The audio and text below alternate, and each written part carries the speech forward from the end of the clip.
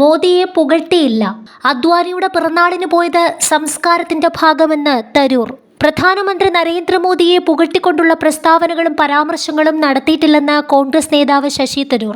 തന്റെ വാക്കുകൾ ശരിയായ രീതിയിൽ മനസ്സിലാക്കാതെ അനാവശ്യമായ വിവാദങ്ങളാണ് ഇപ്പോൾ ഉണ്ടായിക്കൊണ്ടിരിക്കുന്നതെന്ന് തരൂർ പറഞ്ഞു. ഭൂരിപക്ഷം വിഷയങ്ങളിലും പാർട്ടിക്കും തനിക്കും ഒരേ അഭിപ്രായമാണുള്ളത്. കോൺഗ്രസ് ഒരു ജനാധിപത്യ പാർട്ടിയാണ്. ദേശീയ നേതൃത്വത്തിനു വേണ്ടി ഞാൻ മത്സരിച്ചു, തോറ്റു.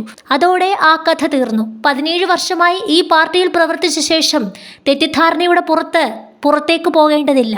പ്രധാനമന്ത്രി നരേന്ദ്രമോദിയെ പുകഴ്ത്തിയിട്ടില്ലെന്നും അദ്വാനിയുടെ പിറന്നാളിന് പോയത് പ്രായമുള്ള ആളോടുള്ള ബഹുമാന സൂചനയാണെന്നും അത് സംസ്കാരത്തിന്റെ ഭാഗമാണെന്നും ശശി തരൂർ പറഞ്ഞു.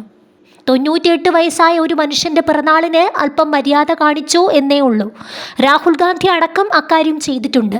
അതുകൊണ്ട് തന്നെ ഞാൻ ചെയ്ത കാര്യത്തെ ഒരു വലിയ അത്ഭുതം എന്ന തരത്തിൽ ഉയർത്തിക്കാണിക്കേണ്ട ആവശ്യമില്ല.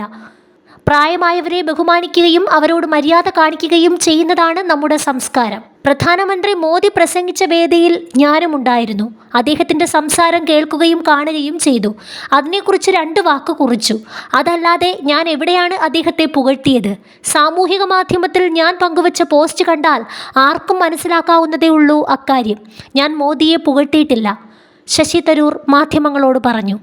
എൻ്റെ പോസ്റ്റ് വായിക്കാതെ വാർത്തകളിൽ വന്ന തലക്കെട്ടുകൾ വായിച്ചാണ് എല്ലാവരും കാര്യങ്ങൾ വിലയിരുത്തുന്നത്. അത് ശരിയായ നടപടിയല്ല. ഞാൻ പറയുന്ന കാര്യങ്ങൾ അതിൻ്റെ രീതിയിൽ മനസ്സിലാക്കാൻ ശ്രമിക്കുക കൂടി വേണം. അങ്ങനെ ചെയ്താൽ ഇത്തരം വിവാദങ്ങൾ ഒഴിവാക്കാം. കേരളത്തിലെ നേതാക്കളുമായി നല്ല ബന്ധത്തിൽ തന്നെയാണ്. വരുന്ന നിയമസഭാ തെരഞ്ഞെടുപ്പിലെ വിജയത്തിനായി ഒറ്റക്കെട്ടായി പ്രവർത്തിക്കുമെന്നും അദ്ദേഹം കൂട്ടിച്ചേർത്തു.